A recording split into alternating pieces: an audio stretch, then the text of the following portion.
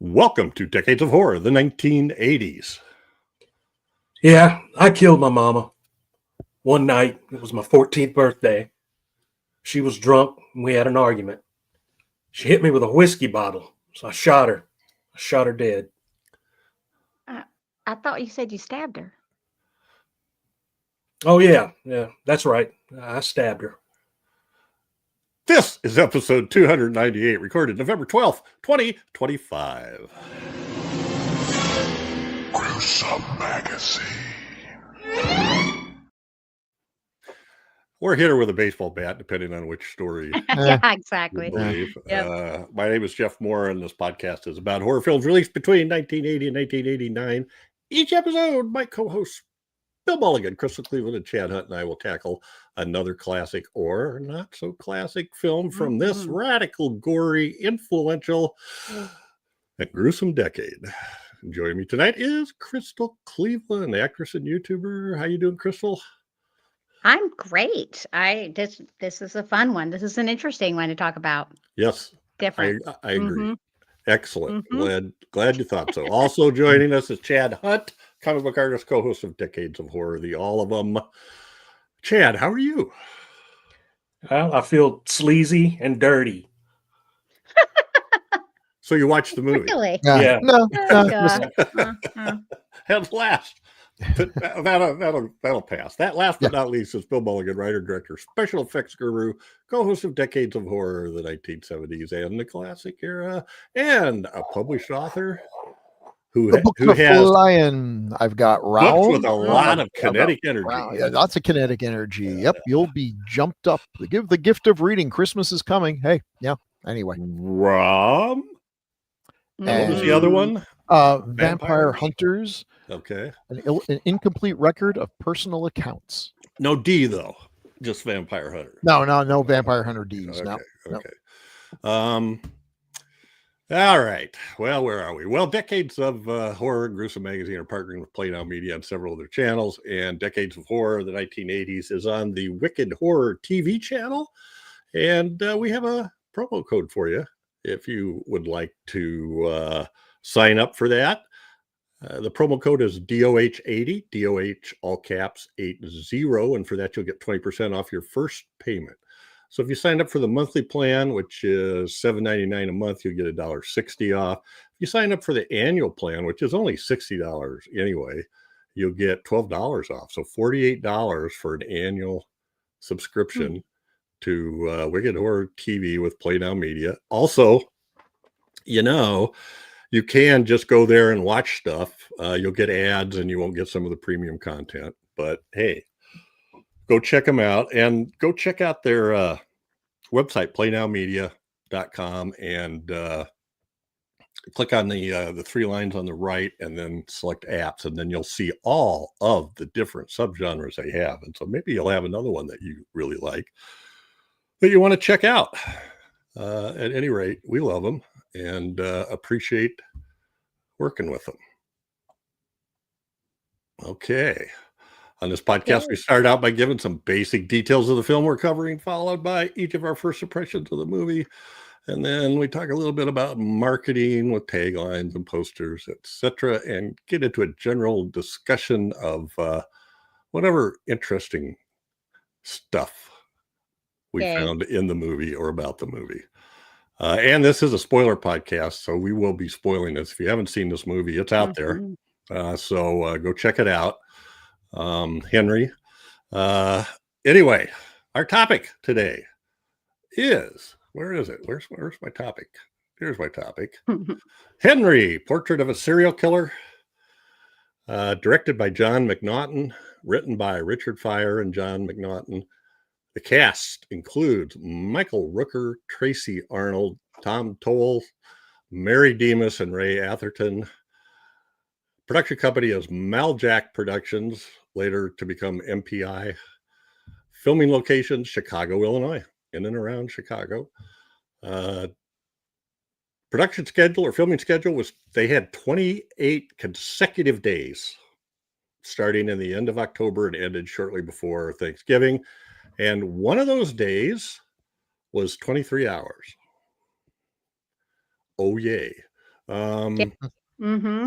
Now, Yep. this has got a pretty weird release. So if anybody else has looked this up, feel free to chime in. But it was first shown September 24th, 1986 at the Chicago International Film Festival. And lastly, and there was a period of things going on over the next 4 years, but it got a limited U.S. release on January 5th, 1990. Oh. And basically it had everything to do with ratings, distributors, and what people were afraid of and what the MPAA did and all that stuff. So budget $111,000, estimated domestic box office a little over 600,000, but since then has gone on to make millions in a lot of different places. The synopsis: arriving in Chicago, Henry moves in with ex-con acquaintance Otis and his sister Becky and starts schooling him in the ways of the serial killer. Yep. And this shot right here of a young lady carrying a guitar getting into an old Chevy on the side of the road is one of his victims. Mm-hmm. One of them anyways. And one of the things I did hear somebody say is they actually did have a hope that if people that saw this movie would be a little more reluctant to let strangers in their house or hitchhike. Yeah. Oh, hells yeah. Yeah. So anyway, well, let's go to first impressions, and this was my pick, and I always say this. I'm not going to say very much, but I really, really love this movie, but it's really, really disturbing. I've watched it more in the last week than I have over the last 30 years, I guess. So it's been around for 29 years. So I'm just going to leave it at that. It probably made Michael Rooker's career. And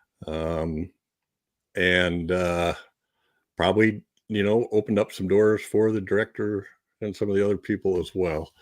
All right, so I'm just gonna go from there. Well, let's start with Chad.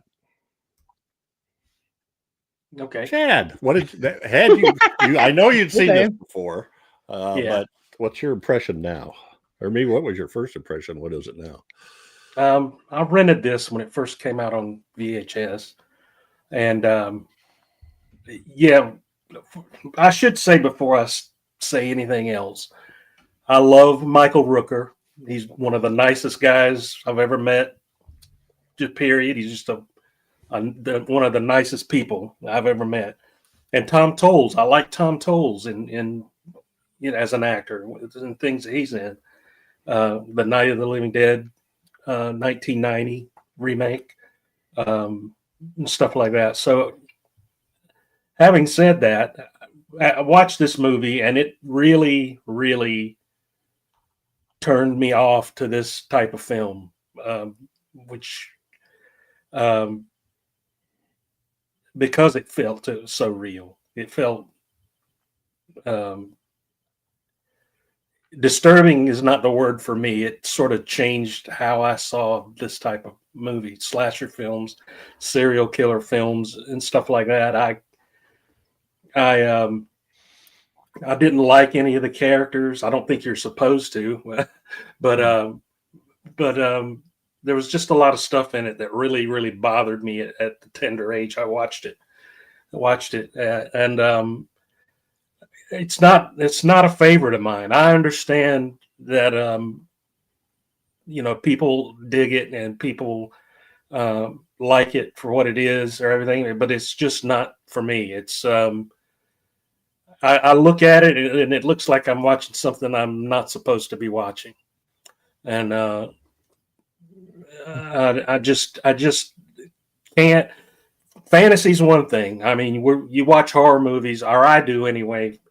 I don't care so much about who made the film or who the directors or producers. I don't care locations and stuff like that so much as I do story and how films make me feel story wise. And this bothered me so much watching it the first time. I swore to never watch it again. And who knew 30 years later that I'd have to be watching it again. But yeah, I appreciate it for what it does. It's something I don't think there aren't many films like this. And yeah, it's not my kind of film. I'll say that. I appreciate it, but it's not for me. I'll never watch it again. Okay. Well, can I say that twice in one lifetime? You can. All right. I know Crystal had not seen this, so I'm interested in hearing what her take is. So, this wasn't that big of a deal to me. That's kind of funny saying that. I don't like serial killer movies. I'll just tell you that. I definitely don't like true crime. True crime really bothers me and disturbs me. Because I don't like the realness of it, of course, that really bothers me. And I don't know, well, this movie isn't very gratuitous, thankfully. And I think that is why it didn't. I just heard so much about this film. So, like, I was expecting, seeing everything. Thankfully, a lot of the stuff happened off screen. You only saw an aftermath, like of a shot, and then just heard it. So, yes, the imagination goes there, but you don't see anything. So that was better for me. There is one scene where you do see more through the view of a video camera.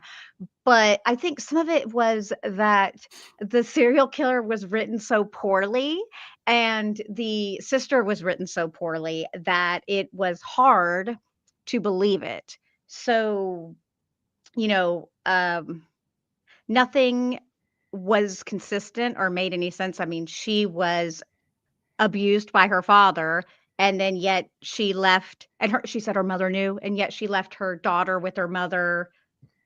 Okay, I guess, like, I get it. She had a bad marriage. Just a lot of the things it just didn't make sense. And even Henry, just through his killings, just none of it was consistent. And generally, apparently he's been doing this for so long, and I get it. He's been doing this in different ways, like he explains, which fine, makes sense, but he just didn't seem to have the skills to not get caught for this long, to me.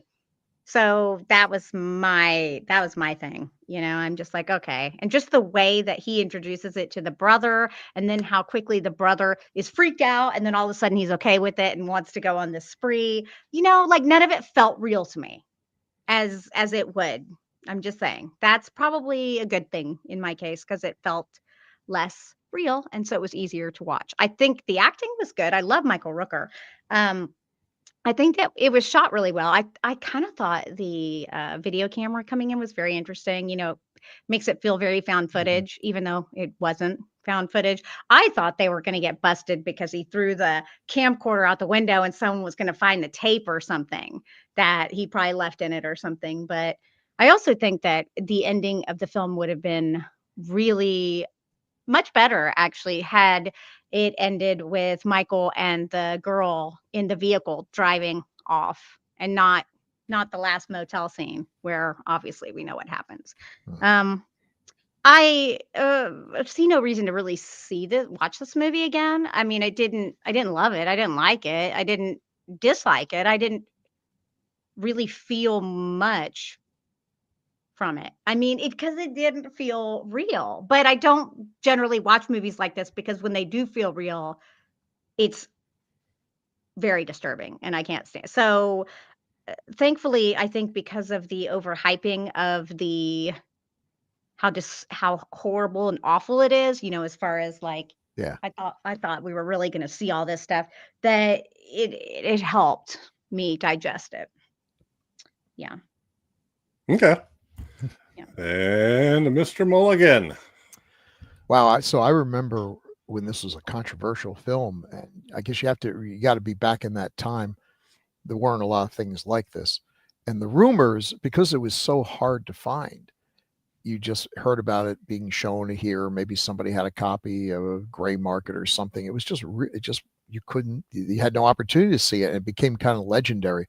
It was almost like a snuff film or something. And there was a time back in the 80s when people really believed snuff films were real. Finally got to see it, I guess, when it had its release. And I was kind of shocked. I was expecting a seedy, grainy, crappy little, I was expecting basically necromantic. What necromantic was is what I expected Henry to be. And instead, I got kind of a well-made art film about a serial killer. A lot less blood and gore, but more disturbing than blood and gore. What the heck? I do blood and gore. That doesn't affect me at all. But this was, the characters were getting under my skin. And I got to say, serial killers are not my favorite horror thing. But I do like true crime. And since I married Shauna, I better like true crime, because every time I come home, that's what greets me at the door. My cats and her watching some video. The blood trail led to the baby's crib. Everything. That's all, she watches. And serial killers are scary, because I'm not going to get killed by a werewolf or a gill man or Frankenstein's monster. There's zero chance of any of that happening. But I'm just stupid enough to see some person who looks like they're down on their luck walking in the rain on the side of the road and think, time to be a good Christian here, and pick them up. And then they identify me 3 years later by my teeth. That can really happen. And I've had a few scary incidents where let the wrong people get a little close and you realize they weren't serial killers, but they were clearly in need of severe medication. And you're just like, all the scenarios are going through your head. I thought the acting was great. There's not really an arc or anything here. You're just sort of watching things happen. It doesn't feel to me like a movie I should like as much as I do. It's not something I need to revisit. I saw it once, and now, much like Chad, I had to see it again because of you guys. And I guess watching it, it kind of came home again to me that it was well crafted for a low budget.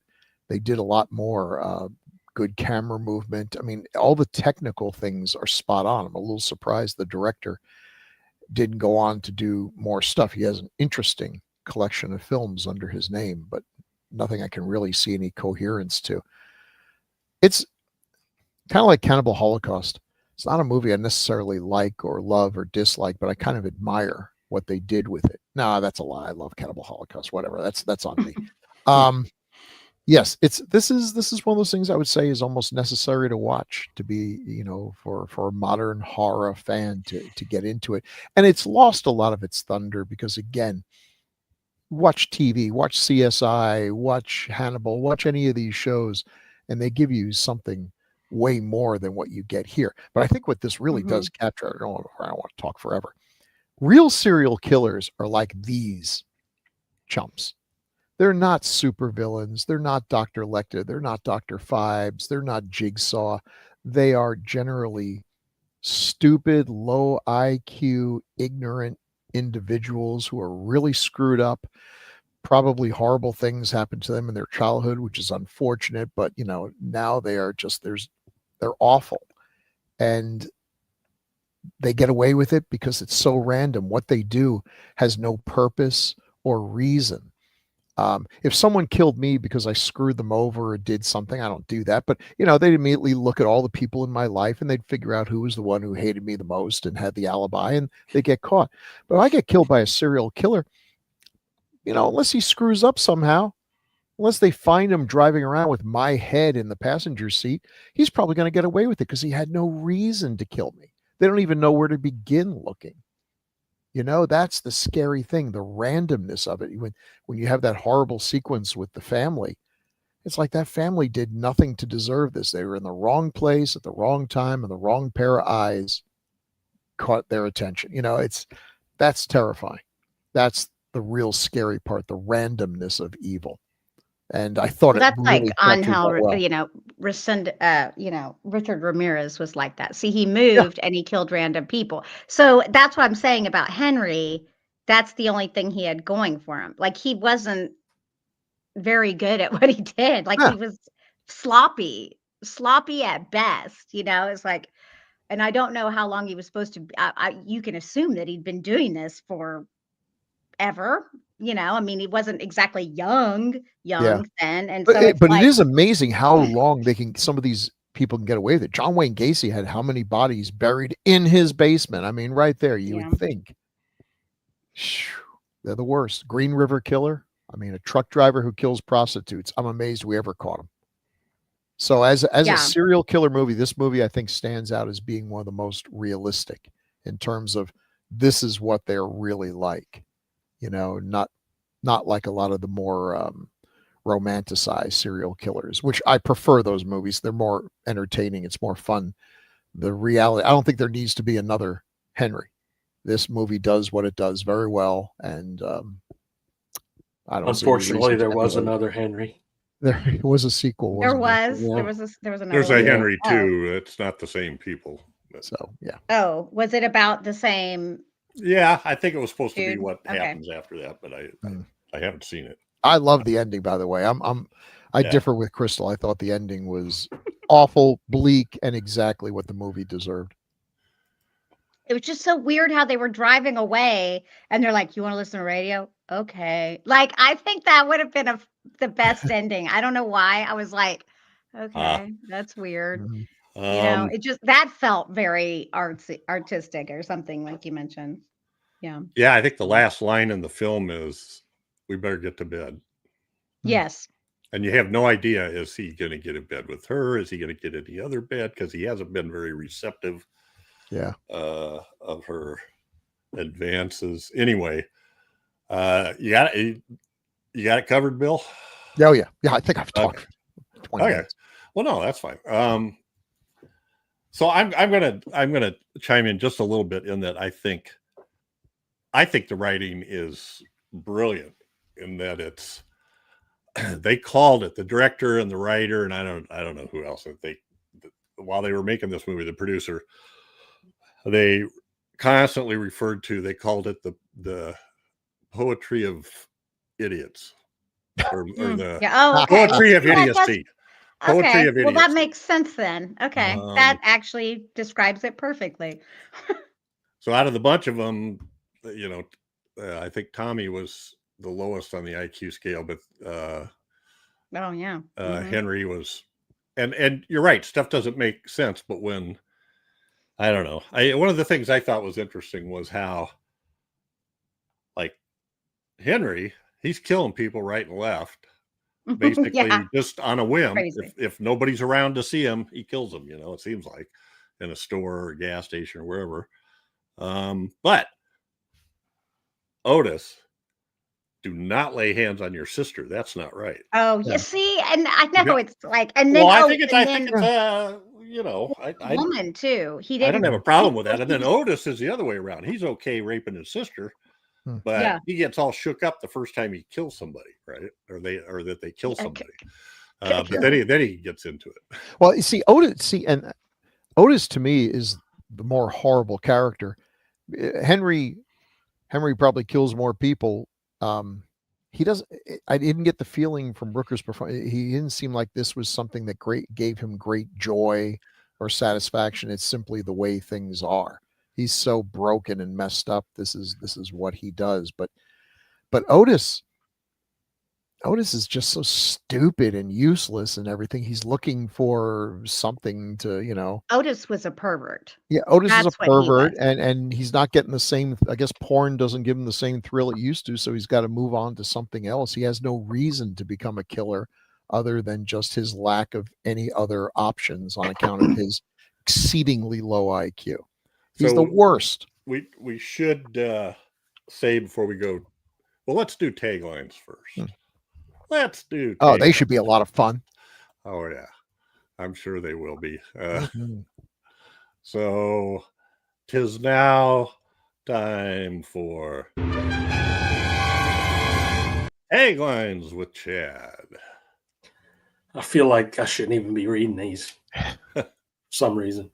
There should be a gun pointed at your head as you do this. Yeah. The shocking true story of Henry Lee Lucas.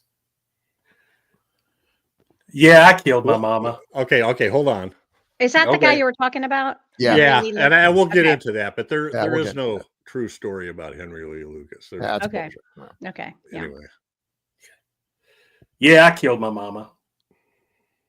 Yeah, I'm already I'm tired of saying that already. Well, good. That's good. Yeah. It's because you're He's normal. not Freddy. He's not Jason. He's real. Yeah, well, Okay. that's actually a pretty good tagline. I remember that tagline. Mm-hmm. Before Silence of the Lambs comes the most highly acclaimed and controversial film of the year. Whatever you can do to get those butts in the seats. Yeah, That's it, yeah. but this was after Silence of the Lambs, which was what? Silence of the Lambs was 91. Is that right? Anyway. Yeah, I think so. So yeah, it kind of eked its way out there. Okay.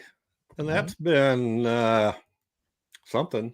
What has that Something. been? Chad's our hero, cool and rad. With him reading taglines, they can't be that bad.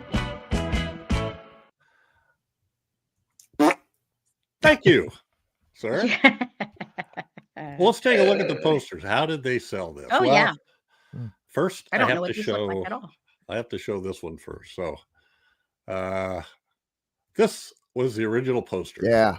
I swear I saw this first in the magazine Film Threat, Chris Gore's. But it did not Film last Threat. long because for some reason, somebody, I don't know who, if it was a distributor or who it was, didn't like that graphic at the top, which is basically Henry looking in the mirror. And then if you blow it up, here's a blow up of that same piece of art.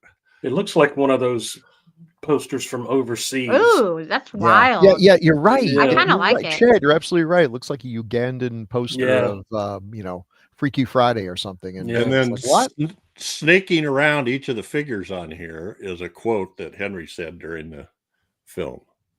So I actually like that. Isn't that I cool? think that should be larger, and then it should just say Henry, or whatever, and then because that is you don't notice any of that when you. Yeah. So this artwork was Interesting. done by Joe Coleman, and you could search him and look him up. I don't think he didn't like go on to do a whole bunch of movie posters, but he is an artist, and this is a kind of a style that he used. Yeah. And this might be the least intricate of most of the ones I saw. He really gets into some fine drawings around the borders, and it's interesting. But he makes these things that are, in this case, it's the mirror in the bathroom, but some of them it almost kind of looks like a headstone kind of thing that they're looking at. It's got a very cool underground comics look to it. It does. Actually, that's what I thought. It kind of felt like that to me. So we can't have this one, so we'll do this one. We'll just put an actual picture of him looking. Oh, that's okay. So, Okay. Also, and that's fine. I mean, it's an interesting poster in the size of Henry, and that's kind of a brilliant thing. Henry is such a non-murderous word. It's a name. Henry is the guy in the Charmin commercials who keeps on squeezing the Charmin. He's not the guy it's not the name you do for a serial killer. So that's kind of cool. That was a smart move. 2 thumbs up from Siskel and Ebert. What a couple! That was of amazing. shows. That was amazing to me. Really? I remember watching the That's review because they hated slasher movies. They would like give you the address of people to write to complain about it. They just absolutely despised it. And I'm like, they're going to rip this one a new a-hole. And nope, they were not only were they cheering it on, giving it 2 thumbs up, they criticized the ratings board for, in their opinion, suppressing it and making it almost impossible for the film to get out. I was stunned. I was shocked, but yeah, they liked it both. That is amazing because that makes me hate both of them. I've always hated here we go. Roger Ebert. I always hated him, but it's just I'll never forgive them for the thing reviews. For John. I know that sounds petty, but hey, I can be petty. It started when they did this the Chicago International Film Festival, and an a film critic for the Chicago Tribune named Chuck Cogan did a write-up on it and really kind of pushed the movie, pumped it up. And then it spread out a little bit from there. Elliot Stein for The Village Voice said the best film of the year. One of the That's crazy. best directorial debuts of the 80s. Siskel and Ebert said Henry is a powerful and important film. Brilliant. Let's see, directed and acted. This film deserves to be seen. Anyway, Go figure. So yes, so there's that poster. That's the one you see the most, I think. Yeah. And then this is a kind of a interesting one. Oh, that's cool. I don't know where it comes from. I haven't seen that. That's before, awesome. It kind of reminds me how it's at the bottom. It kind of reminds me of like the Helter Skelter kind of look. With Yeah. Mhm. That's my favorite. That's crazy looking. That looks awesome. And I've always been a big fan of the faces made of newspaper headlines and stuff. It's a cliche, but it's a cool one. And half covered with blood, so that's a cool one. This one is Italian, and somewhere, because most of the foreign names were just basically a Henry portrait of a serial killer or story of a serial whatever. In Italy, Pioggia di Sangue, Henry, Reign of Blood. Yeah, kind of a giallo look. But we have a Giallo meets Flashdance. Yeah. Yeah. Yes. A woman tied on a stool, bathing in red light. He's a maniac. I guess it's a figurative thing. And I think that's the only posters that I pulled up. Yep. All right. Well, so the director here is John McNaughton. Now, these are the things that he's done. He doesn't have a ton of credits, but he did Wild Things. Okay. Haeckel's Tale, which is a Clive Barker story on Masters of Horror series. Okay. The Borrower was crazy. It sounds like it. Yeah. The Harvest, which I feel like I saw it, but when I read the description, it didn't really fit. With Michael Shannon. It looks interesting. And then TV movie Normal Life, which was sort of like a couple that went out to become bank robbers because like the husband lost a job and the woman, I don't know, I think the woman lost her job too or something. Starred Luke Perry and Ashley Judd. And Mad Dog and Glory, which starred Robert De Niro, Uma Thurman, and Bill Murray. It's a hell of a cast. Well, and according to McNaughton, it didn't get hardly any play at all. And that's because people couldn't figure it out, because it's supposed to be a mob guy. There's a mob guy interfering with these other people's lives. And the mob guy is Bill Murray. And Robert De Niro plays this mild-mannered guy. And they were kind of like, well, we can't sell Bill Murray as a mob guy, so we're going to have to sell it as a comedy. And it's really not a comedy, even though how do these movies even get made? Or you can't market it, why make it? Look at that sad ass poster there. It just establishes what we already can read. It's got the 3 actors in it. This movie could be about anything. The title doesn't give you a hint. The poster doesn't give you a clue. Why would I spend my hard-earned money to go? It's giving off romantic comedy vibes. Yeah. It's a. Oh no. Who's she gonna pick? Bill Murray or Robert De Niro? I don't know. Yeah. And I don't think that's a choice. Anyway, so this isn't this an odd collection of films that like this is all by the same director and the same director who directed Henry. These are not, except for maybe The Borrower. These are not the films I would have thought. Haeckel's Tale, maybe. Yeah, wow. Haeckel's Tale. I don't know exactly. If they had switched Bill Murray with Robert De Niro, though, that movie probably would have worked out just fine. I think people would accept Bill Murray. Yeah, sure. Just not as that character. It's like, what? Why did they cast him like that? That's crazy. I I don't That's know. just- Maybe they Sometimes they intentionally. do stupid. This like, hey, people are going to go see this movie and they're going to think that Robert De Niro's the gangster, but then when they're watching the movie, they're going to realize it's Bill Murray. Well, And he then might what? have. Are they going to call all their friends and say, you got to go see this movie? It totally subverted my expectations. yeah. No. The Never Borrower, mind football. which has Tom Tolles in Oh, it I as wanna see well. that. It's about an alien who comes to Earth and trades heads with humans. Ooh, Yeah. is it good? I saw it when it came out on VHS, and I have never seen it again. But it was pretty wild. It was a 90s Okay. movie, right? Yeah. I wrote it down. Late I wrote- 80s, 90s, I think. 90s, yeah. 90s.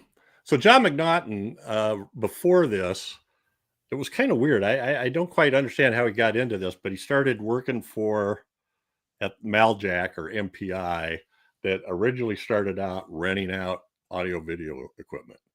So they were always just hauling stuff around making deliveries. And then they wanted to get into movie making. So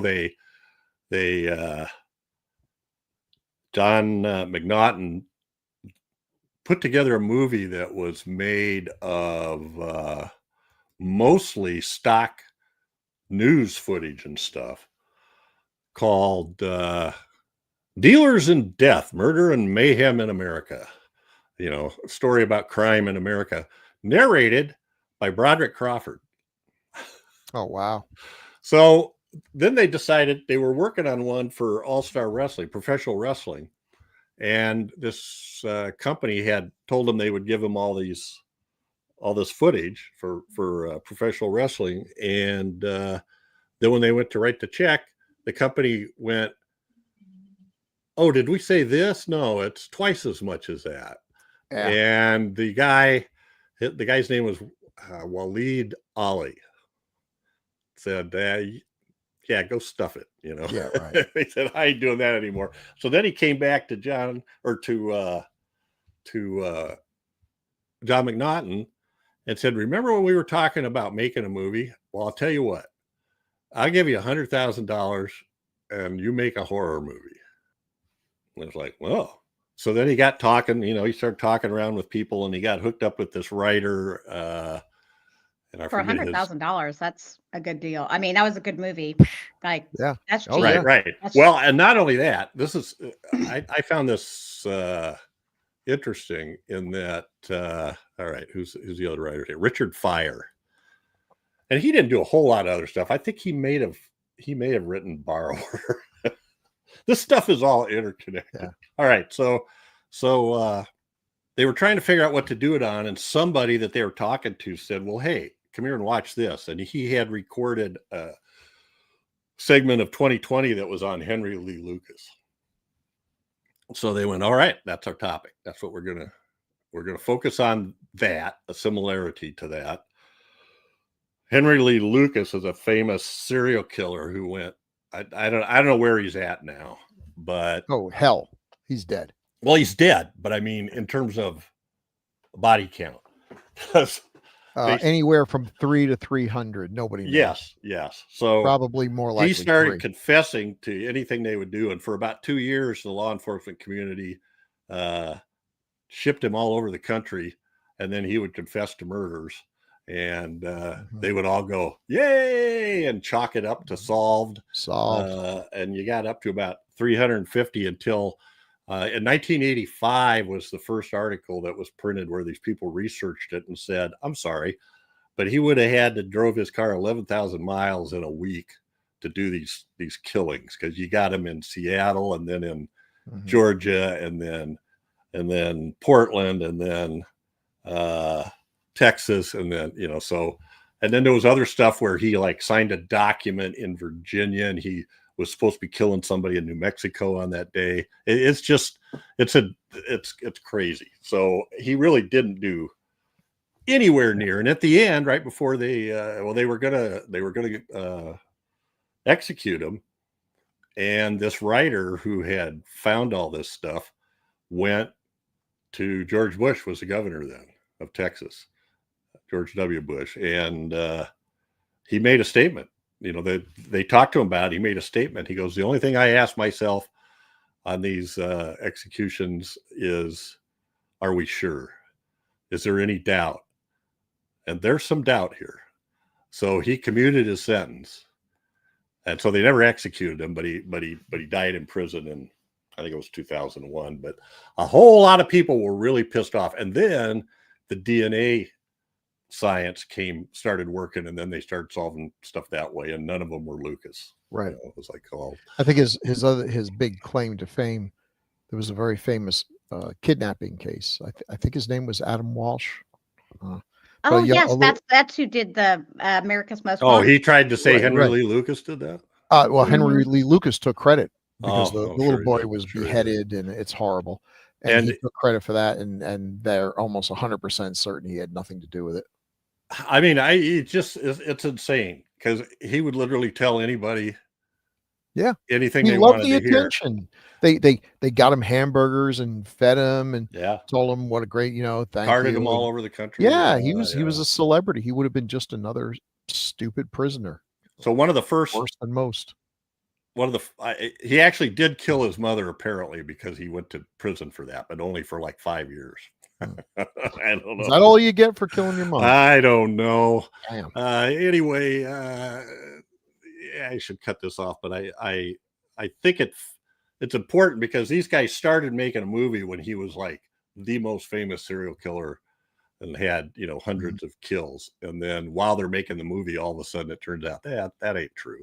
Yeah. So it ended up just being kind of somebody else. So anyway, and then the other big problem they had was with the ratings. And I listened to a piece on that. So and I can't remember, did I tell you this, what Stuart Gordon said about this movie? Too bloody for the art crowd, too arty for the blood crowd. Fair. Oh, that sounds fair. Yeah, because that's what I'm saying. I was like, with what I had heard about this film, y'all, I thought that this was going to be like really hardcore. Like, I was actually preparing myself to watch this. Okay. Well, I was like, ooh, I'd never seen it. So I had a feeling like, you'd probably be laughing at the stuff that we were disturbed by, is what I sort of well, no, I mean, I still understand like the significance of this, but I was just like, and see, now him saying like the idiot thing, I'm like, that makes so much, saying the idiot thing, that makes so much sense, because I'm like, they're all so stupid. They're just stupid white trash. Yeah.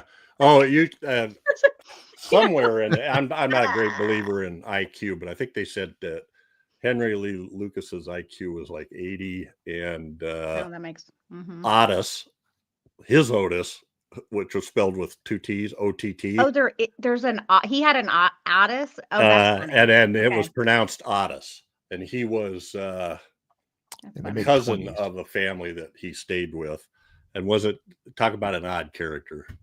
Did he kill that guy or no? What? No, he ended up in jail too. Well, he ran along. Henry was like his handler. He pretty much would say anything Henry said, because he wanted Henry to like him. Sure.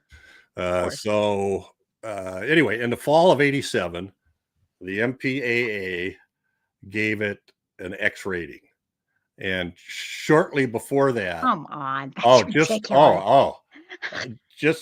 and I'm not even going to get into the British. The British was even worse. It just goes on and on and on. So they gave them an X rating. And so they lost their distributor who had signed up to do them, because at that time you didn't. Where were you going to?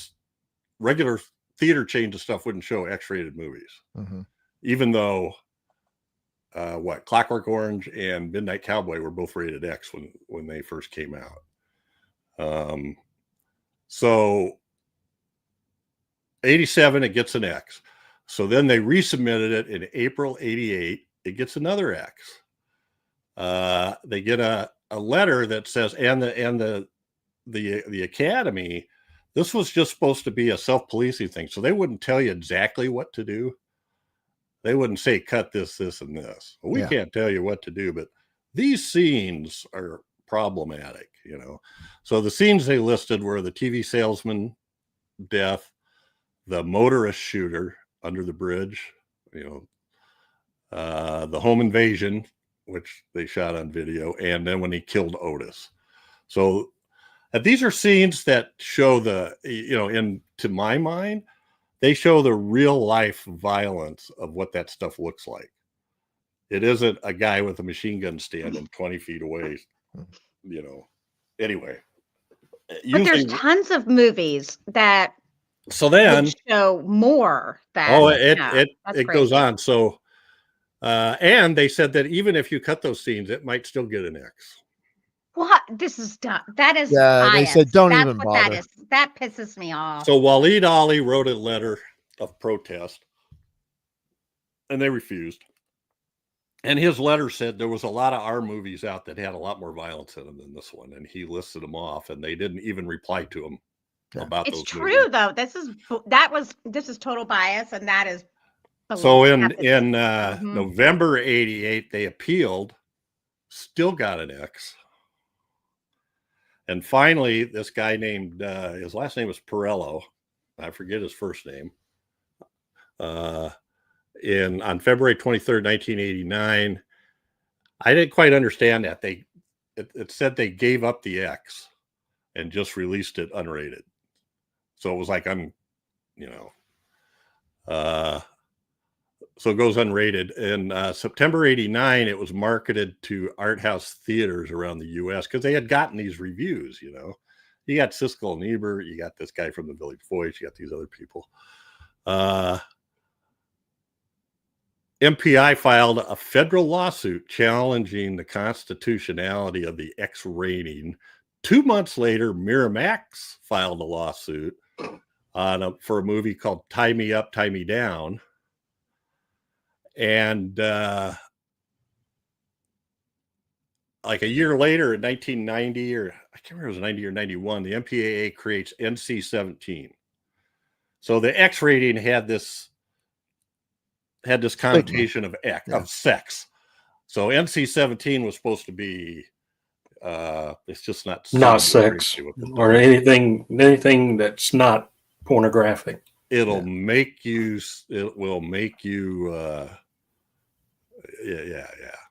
lose sleep, etc. So then in 1990, the MPI, let's see.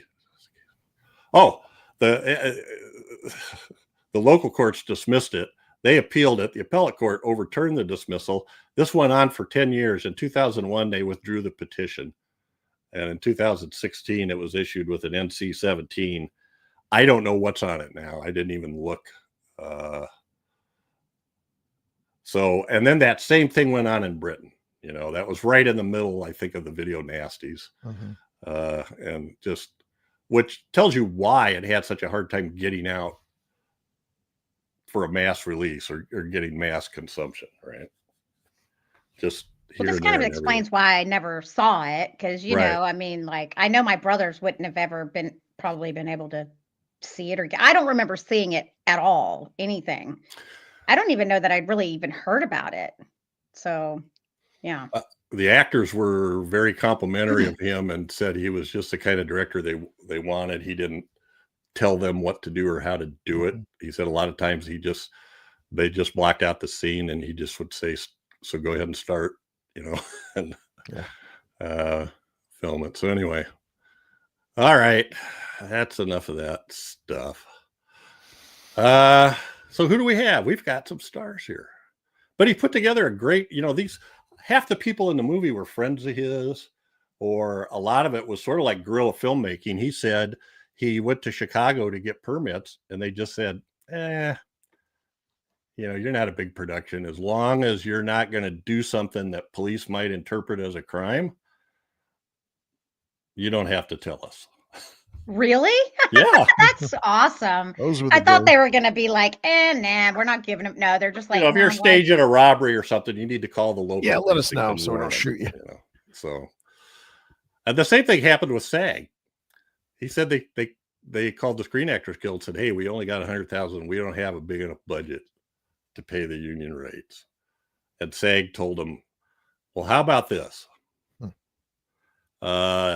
You pretend you never called me, and I'll pretend I never got a call from you. That was nice. So just make it however you can. And then the other thing they did was, because it was they had this set budget, everything was designed, everything from the script, everything was designed for that to meet that budget. And according to the director, they paid everybody something. Oh, that's nice. That's good. You know, it wasn't union rates, but they paid everybody something, and came out. So, all right, Michael Rooker. Wow, what a guy. So here he is as Henry. Really good. I mean, passive but menacing. A difficult thing to pull off. He's not shouting. He's not grimacing. He's not twirling any mustache or anything. He's just, you know, it's like a shark, just dead eyes. Yeah. And kind of likable in a weird way too, which I think that is valid. You know, to be able to get away with this. I mean, there's something that's there's like, as strong as he is, there's still a little bit of a sweetness or something. I know that sounds great, but there is like a softness to him. There's definitely charisma works. there. Well, he's nice. Yeah. There's a few places where he's pretty nice to somebody he interacts with that he's got. Yeah. Like he buys a pack of cigarettes from the one girl and tells her she's got a nice smile or something. Nice smile. Like that. And, anyway. He was a janitor when he got hired for this movie. Wow. Yeah, and in fact, they were having trouble casting his part. And I think it was the makeup guy on this movie told him about him, and then he told Michael Rooker, you need to come in and audition for this. They'd done a play together or something. And he had to go there straight from work. So he's wearing his work clothes. And in fact, that's the clothes he wore in the movie. And they looked at him and went, Jesus, this guy even his hair and everything was kind of like the way Henry Lee Lucas was back then. Same kind of hairstyle. They just said, he said he took one look at him and whispered a prayer to himself. I sure hope this guy can act. And no worries there. Yeah, no, it was perfect. So yeah. So here's some of the stuff. We know him from lots of stuff. He was so good in Guardians of the Galaxy as Yondu. I mean, really the heart of that. Great Slither. Yeah. And Walking Dead. God, he was so good in that. Yeah. Earl was his name. Earl in that. Merle, I think. Merle, yeah. Merle, one of those characters you knew he wasn't going to last forever. I tried to get a shot. I found some shots where, because his he has to cut his own hand off at the beginning of the movie, early in the movie, because he's handcuffed and the dead are coming. So he's got this weird metal thing over his. It's like a metal, like an iron arm or something, metal arm. And then he had a good arc in it, though. He had a good redemptive arc in it. He did. He's in a couple episodes in the first season. Then he comes back strong in the third season. And here he's the sheriff in the dark half. Mm-hmm. I love him. I love good him. actor. Everything I've heard from people who've interacted with him is that he's a great person to see at a con. He's a cool guy. Very cool to his fans. They told a story about it when they first showed this. One of the places they showed it was Telluride Film Festival, and that in the first showing, about 20% of the people walked out during they called the home invasion scene. You know, when they I mean, obviously that's the most disappointing with the kid and you know, and but you could tell that wasn't really a kid. Thankfully, like. They never showed the guy's face, but I was like, see, that's how I could because I was like, oh, that's distressing. And then I was like, oh, that's not a kid, but I appreciate what they're doing here, you know? And then in the second showing, only one person walked out, and when the second showing started, they all left to go get something to eat because they said they'd seen it so many times. Then they came back for like a Q&A afterwards, and they were coming back, and some woman was hightailing it out of there. And Michael Rooker saw her come and kind of went, you know, surprised her in front of her, and she freaked out and screamed. He had to, you know, he tried to comfort her and apologize and all that stuff and everything. But anyway, I thought it was pretty funny.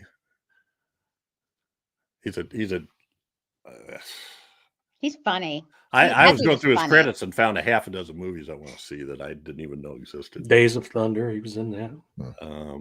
Oh, is that the Tom Cruise movie with Yeah. Nicole Kidman too, or something? Yeah. Oh my God, I think I really liked that movie. He's got in the neighborhood of 150 credits, and he just turned 70. It This looks good. was 30 years ago, 40 years ago. So yeah, he was about 30 then.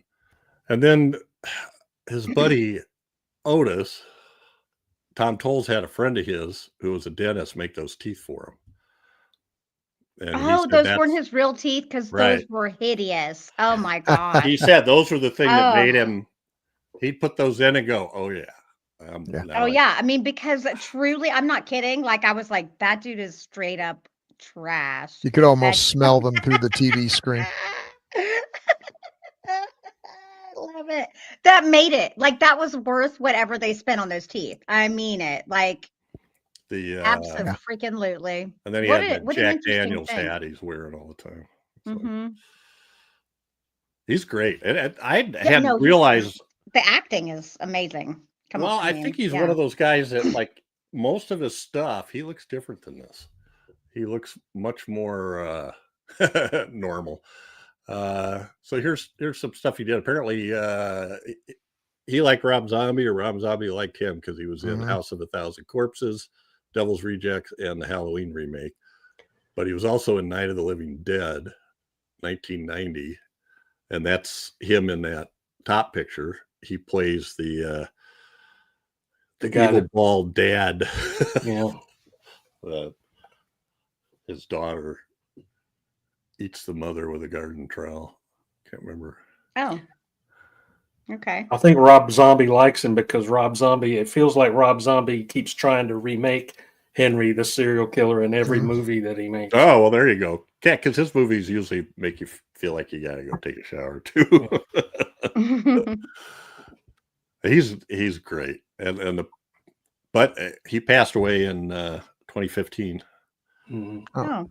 I think he was 60, 65, maybe 64, 65, something like that. He was a Marine, I think. Yes. Yes, they said you didn't screw around, and he was like 6'3", so Oh wow. in pretty good shape, etc. Here we've got Henry and Otis. First one is they're sitting on the couch. That's where they're watching their video, yeah. the video. Rewinding it to the best scenes. Ugh. And the bottom one is when they're first out there with the video. They're just running around viewing. Apparently, he found two bums beating up another bum that he was filming. Did you notice that? Yeah. While Henry sits there eating a sandwich, there's a scene later where they go out and Otis is wearing this like shiny blue shirt, like a disco kind of shirt kind of thing. Oh yes, I remember. Yes, I remember. I was like, oh, he got dressed up. Yeah. To go out. Yeah. There's a spot during that sequence where they're sitting on a couch or something together and they're talking, and they were supposed to like go into a clinch because the backstory was that they had been lovers in prison. Oh. And they kind of lean into each other and lay over. Well, that makes sense. But the director just said it just didn't work for these two guys. I don't know if they couldn't do it or if it didn't make sense. They didn't have that kind of chemistry. Like, but see, like the brother did put his hand on that high school boy's leg. And that's why when he gets decked and stuff. So the problem is, I think that it didn't work throughout the film because that's the only instance I really saw of him being gay. I think that they needed to, if that's what they wanted to do, they needed to present that story more throughout. And then I think that they made it seem too much like Henry was actually interested in the sister as opposed to just protecting her. Because there's two different feelings there. Like Michael Rooker honestly seemed like he really did like or love the sister, not just a platonic thing, even though he has a lot of sexual, deficiencies and issues and stuff. And I don't Yeah, sorry. I just psychologically I start getting into all that, but I think that would have been a mistake. I'm glad they pulled that because I don't Well, think and that I would think work. he seems more almost asexual. Yeah. Yeah, I well, mean, yeah, like I think very I think uncomfortable with. He likes the because sister, but he's obviously uncomfortable with. the mom Yeah, ruined him. yeah, yeah. We Mhm. don't know if that's true or not. I mean, he does talk about killing people in all these different ways, but he also says that he does kill people in all these different ways to be able to get away with it. It is totally possible that he'd start to conflate all of the different ways he killed Well, I people. tend to I can buy that. believe. I think, unlike the real Henry Lee Lucas, this Henry is actually kind of telling the truth, Mhm. but he Mhm. does seem to Yeah. be mixed up about how he killed his mom, Yeah. or Yeah. just doesn't remember. Or maybe the reason it actually is because every time he kills someone, he is killing his mom. Hmm? So he in his mind has killed her in all those ways. Because, generally that's kind of how serial killers like choose their victims. They have a particular type, a particular Yeah. look, a particular whatever, thought, maybe personality trait. I don't know. It just depends. Depends whatever trips your trigger. Yeah. I love that phrase. So But, that's so yeah, that makes sense actually, if it was that. yeah. This poor woman, the character Becky, is Otis's sister, and just like Crystal was saying, she left her daughter with her mom, Whatever. who It's just wouldn't. weird. Anyway, yeah, yeah. Who she said, Uh, "Well, I know my mom knew." Did it? Did she? I I mean, don't know. that's I don't weird. know. It's crazy. But this is what is her name? Is it Tracy Arnold? She only has 7 credits on IMDb, but at the time that they were shooting this, she was heavily involved in theater in Chicago. So whether or not that's the way she went, I don't know. This might have just been a lot for her. She might have Mhm. done this film, and I mean, she did have the scene with the brother. But to be completely honest with you, I'll tell you, I didn't think that he was, essaying her. I thought that she was. That did not She come was across into it. well. Mm. That didn't seem right. I mean, when at first, until he started spraying, I was like, "Oh, okay." So Yeah. because that was weird. They should have that should have been shot differently. That could have been worked out better. Maybe that was it. I don't know. It was a very odd Mhm. situation there. I Did think a lot anyone of else feel like that? well, I know there Or was. was it just me? I mean, I saw a couple of shots where where he's supposed to be raping her from behind while she's laying on her stomach, but he obviously there's a part where he kind of partially stands up and his Oh. his pants aren't down or his zipper's not down or whatever. Oh, yeah. There's Well, nothing. yeah. Sure. A little too much was revealed, I guess. But yeah, he was a pretty rare bitch. I Yeah. thought she did a great job. She said Oh, yeah.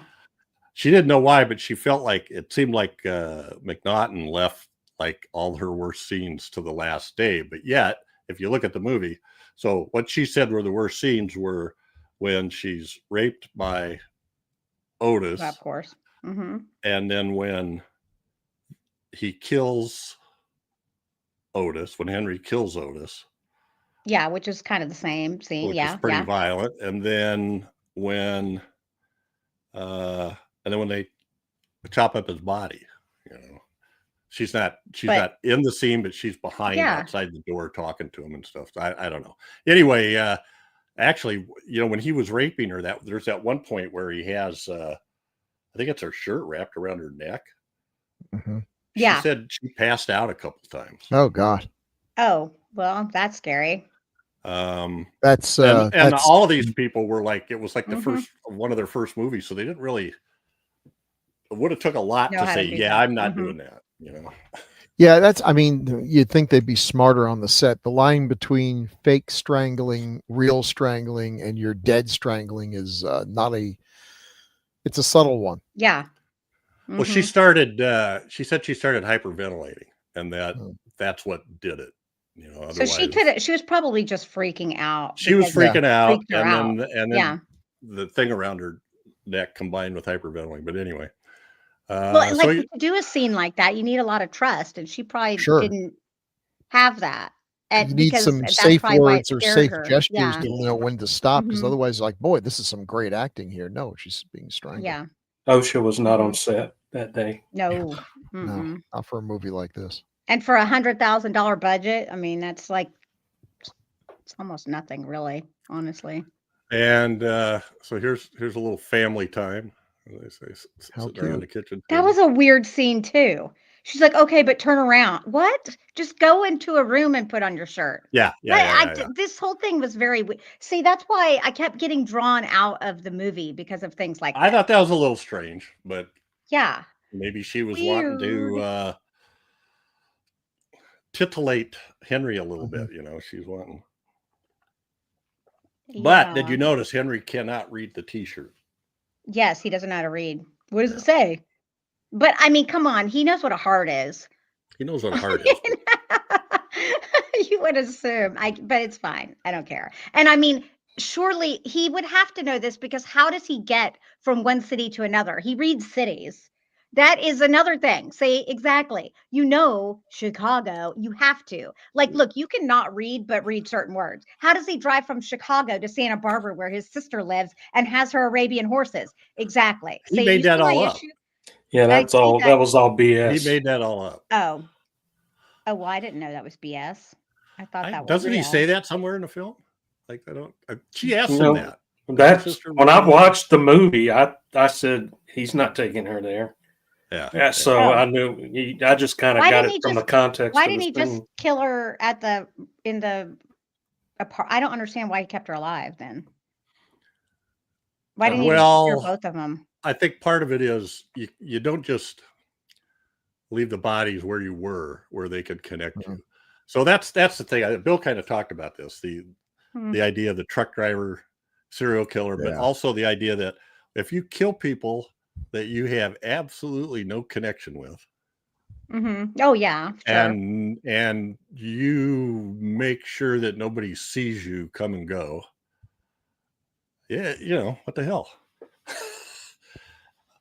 If you have Yeah. a record, they'll have fingerprints, and you know, but it's a lot harder now because we got, oh my God, the surveillance that's out there and all of the Well, Yeah, that's changed things. and cell phones. There's a lot. Yeah. There's a lot, but even still, DNA. Yeah.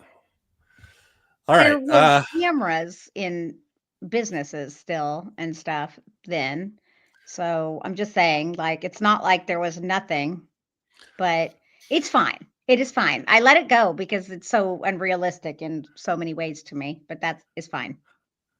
It's cool. There's Henry and Becky. So the deal was the real Henry, there was like a 14-year-old girl, 13 or 14-year-old girl named Becky that went with him whenever he left where he was, and then she disappeared. Oh, yikes. And everybody Well, said that's he not killed good. her. Well, somewhere along the line, he said, no, I didn't kill her. I stopped at a truck stop, and when I came out after going to the bathroom, I saw her getting in a truck, you know, with a trucker, and drove away.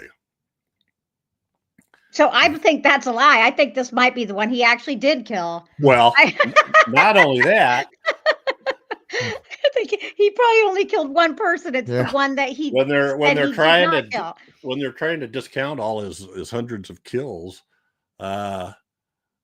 this woman contacts him and says she's Becky, and she's been alive all this time, and she married the truck driver. Wow. And they go and this guy goes and interviews her, and she seems to know everything, and her husband says, yeah, I picked her up at the truck stop, blah blah blah. What a freaking pervert. She was 14. But then bro. Yeah. So but then they say this case is starting to go through court, and somebody comes up to her and says, well, I'm going to get her under oath, and then we'll see what she says. And that made the guy that was talking to her a little nervous. So he went back to talk to her. And then one of his workers went out and looked at her car while he was talking to her, and found a big pile of letters from Henry telling her all the shit she needed to know. Oh. to fake it. Ah, She was one of these jailhouse See, I think sure. that lovers, see, that and is she said it was probably her. the only person he actually did kill. Watch. Yep. So, Mm-hmm. and there were two people that he took them early on, that he took them to the grave sites and pointed out where they were buried, and there were remains there. So they think he did those, but all the rest of them, after he got caught and the first few cases were assigned to him, then they just would like leave him in rooms with case files, and they had a DA from Dallas that went up there with a fake case. And I can't remember how they did it, but they set him up. Of course. And then when they went to talk to him about the case, he said all the stuff they put in their fake case. So it was kind of like, yeah, no, you're full of shit. Awesome. Anyway. Mm. All right. Well, then I just put these on here, a couple of victims. So the movie opens up with this weird kind of montage of the top one is the first body. And then we see one laying in the water with camera follows a piece of trash going down a stream, and then it floats by this body that's in the water. And then there's the woman in the bathroom with the bottle stuck in her mouth. Anyway, I put Mary Demas on the cast for one reason only, because she was 3 of the victims. Oh, so funny. that's her in the top picture. She was also the one in the bathroom with the broken bottle. And she was I don't know if it was peroxide or blonde hair that was in the back seat with Henry in the car. Mm-hmm. So she got killed 3 times. Weren't all those little montages of the victims, weren't they all based on real photographs of? The first one was. At least that's what I heard them say. Oh, maybe okay. you saw something else. But this one, right, the one at the top, was based on one that was known as Orange Socks, because they found her completely naked except for orange socks, and she was in that same pose. They had a picture of that. Only they put pink socks on her. Just for Interesting. whatever. So there's some crossovers, and then the TV guy, that was quite the thing. So this is where, they do these two things. They give you these different viewpoints that really kind of shake you up. At least shook me up. So first, when they kill the TV salesman, you want them to kill this guy because he's such an asshole. Yeah. He's talking to these 2 killers, and you're going, God, dude, you better shut up. And finally they just go, what the hell? And he makes that crack about, plug it in over here. Yeah, I can tell you've had some college courses, But those are the 2, that and the home invasion scene, which is the hardest one to watch, mainly because of how Otis acts with the woman that he's got there. Yeah, that's the worst. To me, that was the worst scene. And something about her having, this is going to sound weird, but something about her having pantyhose on just really seemed weird. But it just made it worse. Better.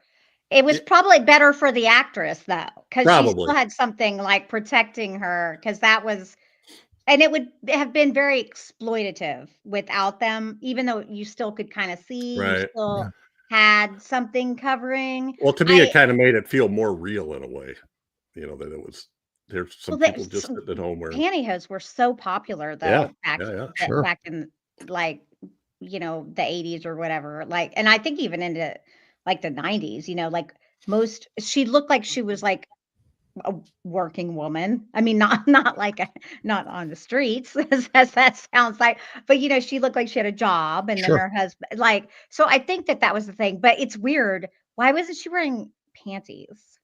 Don't women wear panties with their pantyhose? My experience.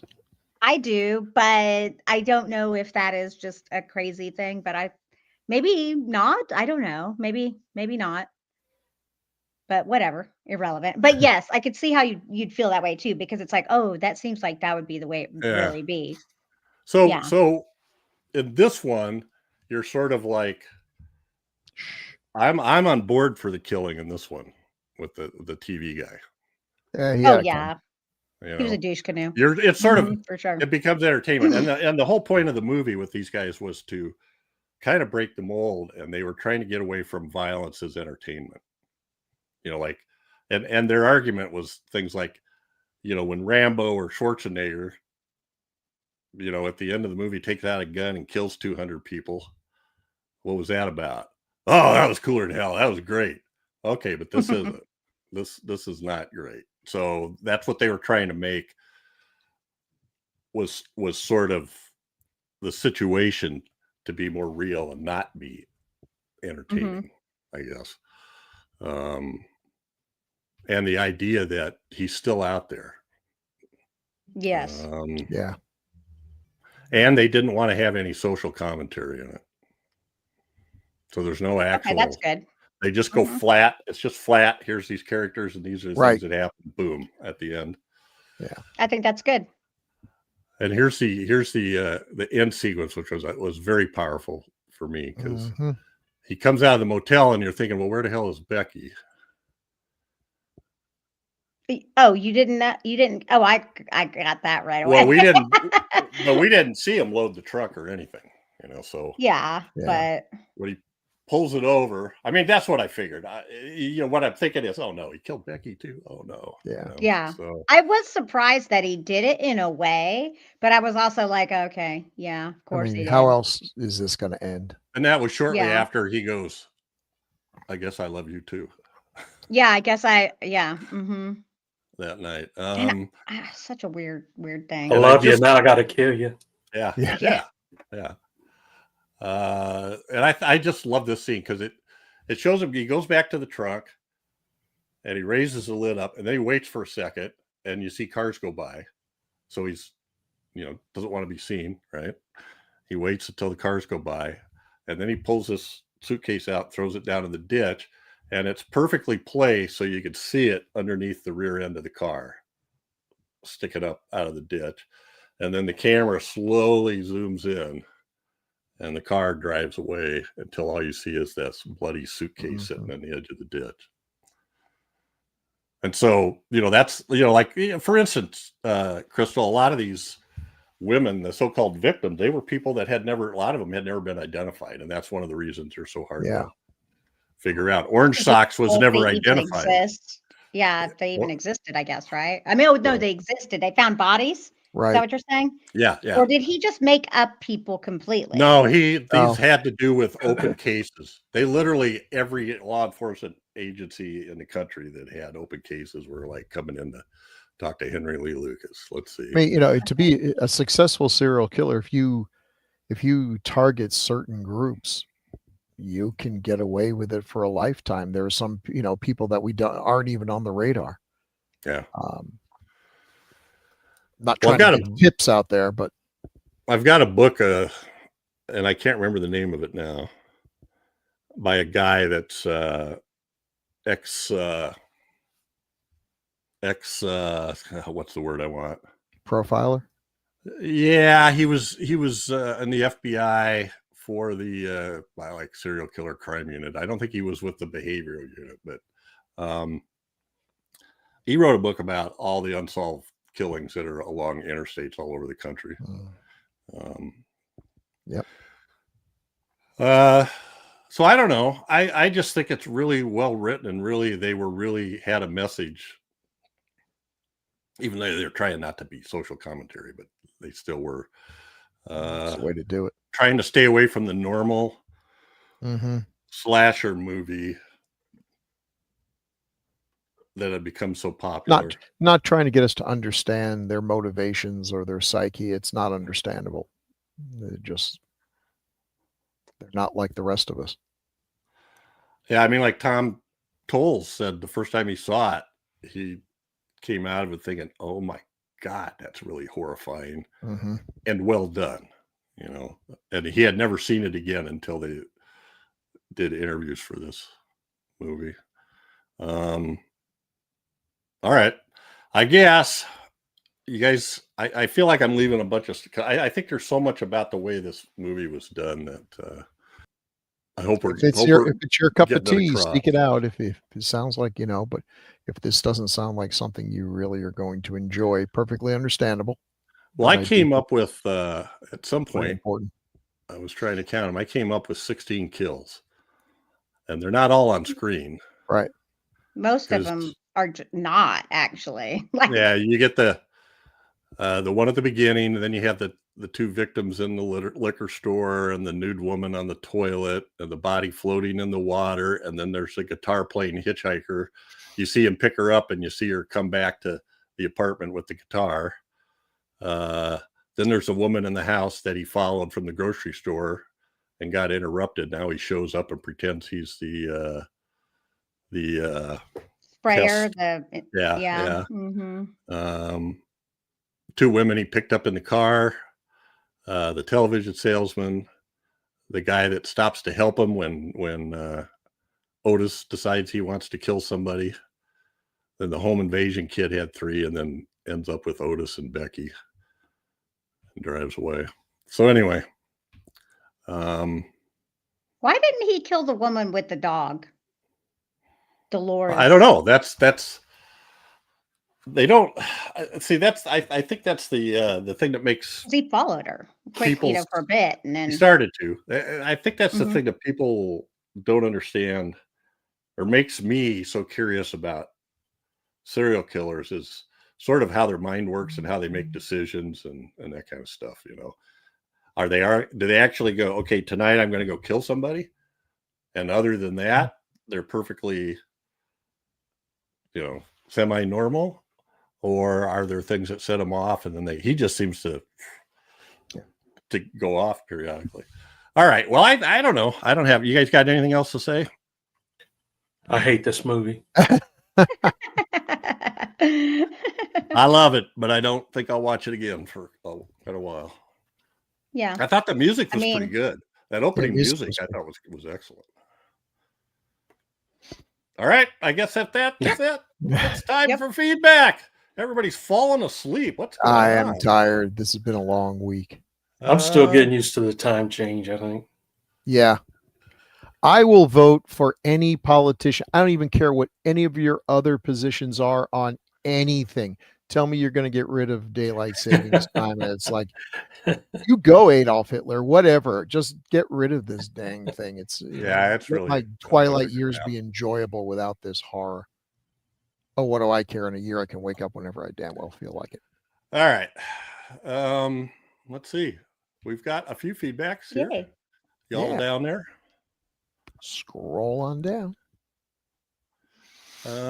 Well, let's go with Bill on this first one on episode 295, Manhunter, from Andy L. Andy L says, "Hi, crew. I have to agree with Jeff and Bill on this one, and we can stop right there. Obviously. I think it's my second favorite after Silence of the Lambs. I saw it on videotape after Silence of the Lambs, even though I did always like Michael Mann's work. And at the time, everyone else, I was watching Miami Vice. I was rather surprised that when discussing Brian Cox, you didn't mention The Autopsy of Jane Doe. Yeah, that is a good film. Oh, I do love The Autopsy of Jane Doe. He's I excellent. love that movie. Sometimes we get fixated in the old Yeah, stuff. there's so much. More A really wonderful film that he was a big part of making it so good. With regards to Inagata Davida, I have heard that it was popular with DJs because it gave them the opportunity to have a bite to eat or go to the bathroom for number 2. I also heard one DJ say he used to hook up with groupies during the song. So I guess that's part of the definition of a quickie. Another good film that I kind of consider. As long as it's faster, less than 17 minutes, right? Yeah. Another good film I kind of consider more horror adjacent, but glad to hear your review. Andy L. Thank you, Andy. So I sent Andy an email saying, I'm really curious. I'm not trying to call you out, but what is your definition of horror? Because I'm always looking for, what is how did somebody decide that's horror adjacent versus something else? I think there's a lot of them that they almost have to have some sort of supernatural element to be called horror.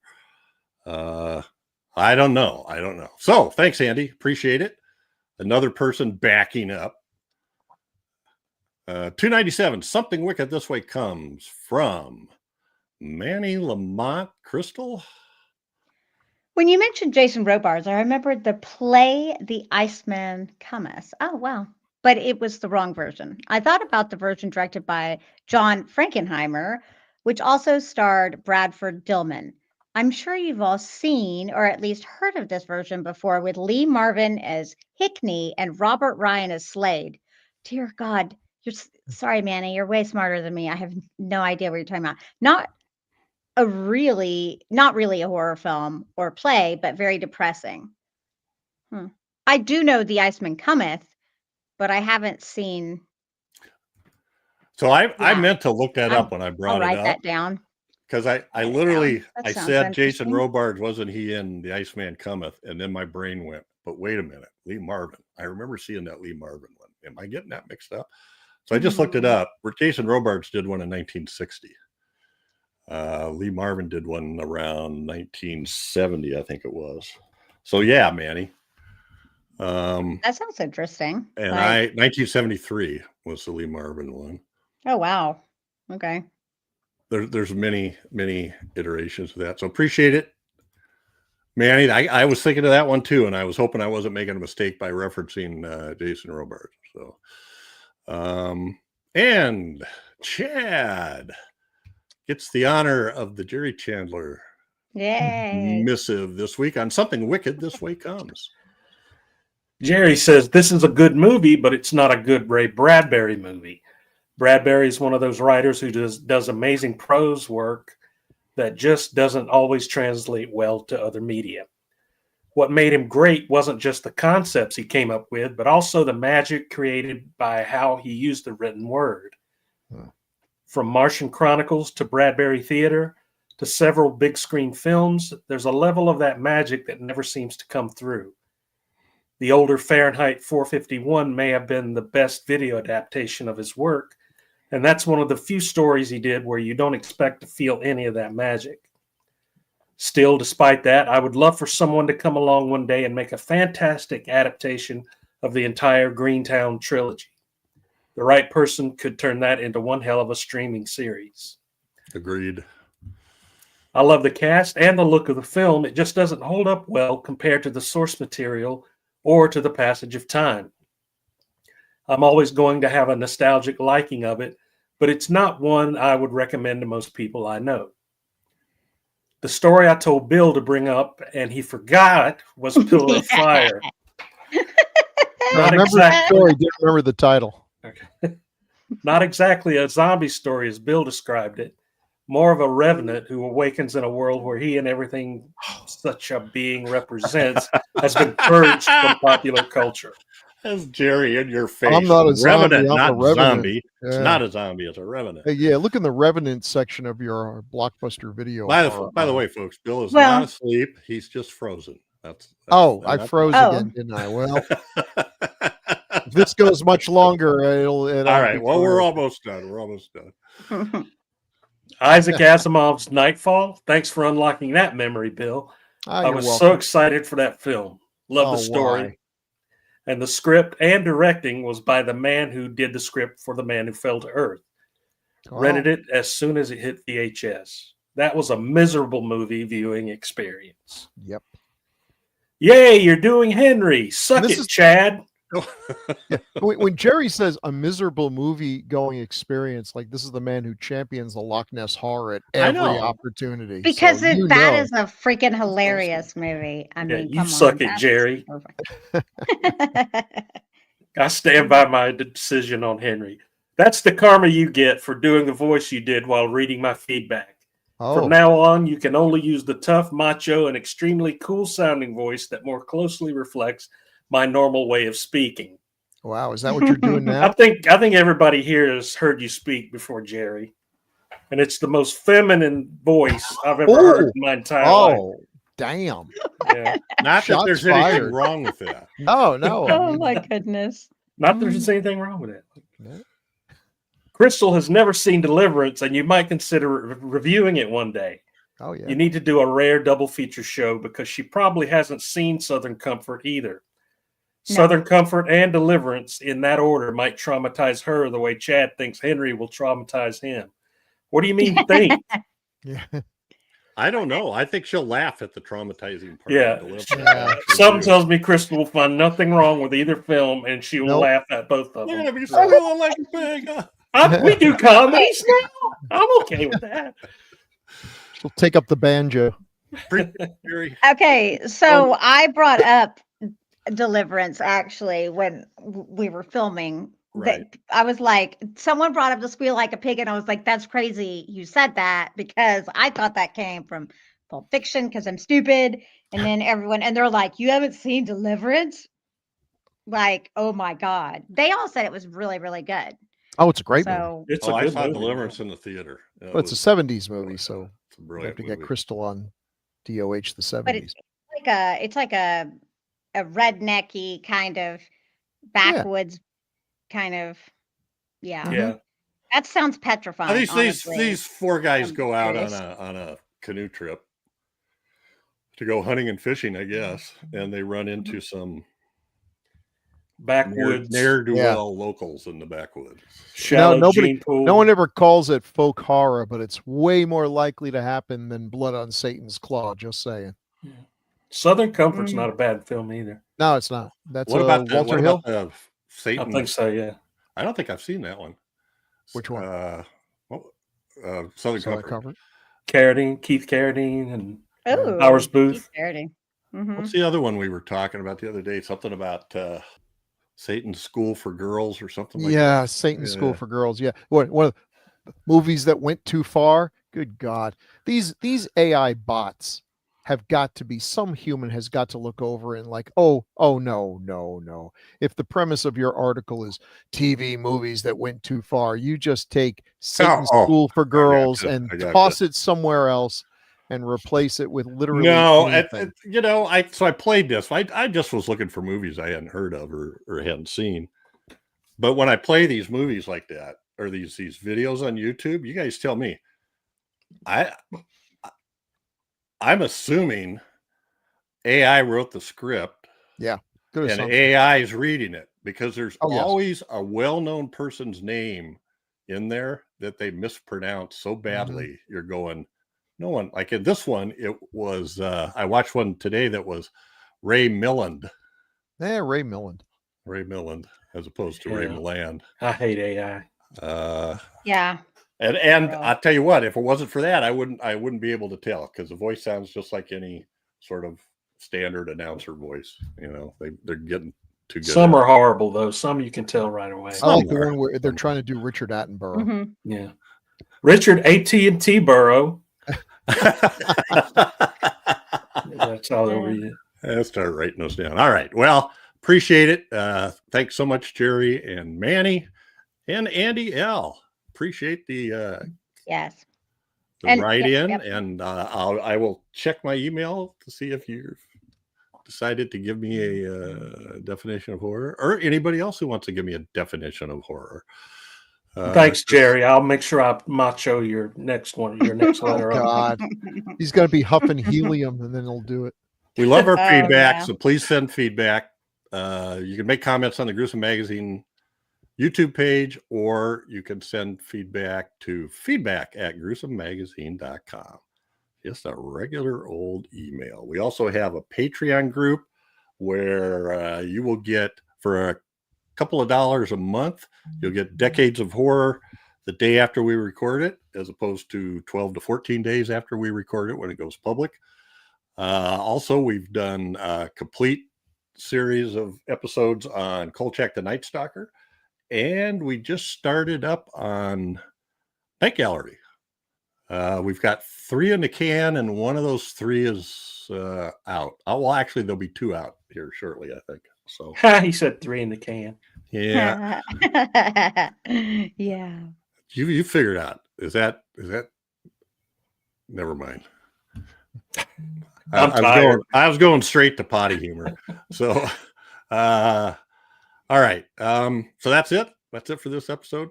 Every 2 weeks, we'll be focusing on a specific film released between 1980 and 1989. Next up is one chosen by Bill. Ooh. Do you remember? Yeah, What is it? I do. It's a zombie movie that the director insists is not a zombie movie, but maybe Must be they're Revenants. must be Revenants. Yeah, it's got one of the wackiest premises and is possibly one of maybe the first or one of the first fast moving zombies. But they're not only fast moving; they use tools. They're kind of thinking. So maybe they're not zombies, but whatever. Nightmare City and a bunch of other names. An too. airplane Nightmare exposed City. to radiation lands and blood-drinking zombies emerge, armed Just with knives, pour guns, on and out teeth. of it. Yep. They Sort go on of a like The Strain. rampage, slicing, dicing, and biting their way across the Italian countryside. Okay. Yep. Directed by Umberto Lenzi. Umberto Lenzi. Yeah. Yep. So this will be got, one. It's got one of the greatest horror movie endings ever. I'll say no more. Well, all right. All right. Yippee-ki-yay. We'll see. Yeah. Oh, by great, I mean Yeah. I wanted to throw my TV out a window. So Catch us again here in Yes. 2 weeks. And gosh, And wonderful technical. I gotta cut that belch out. That must have been that barbecue pork. Catch us again here in 2 weeks for another great horror movie of the 1980s, as only decades of horror can do it. Mhm. Say good night, guys. good Good night, guys. night. Good night, guys.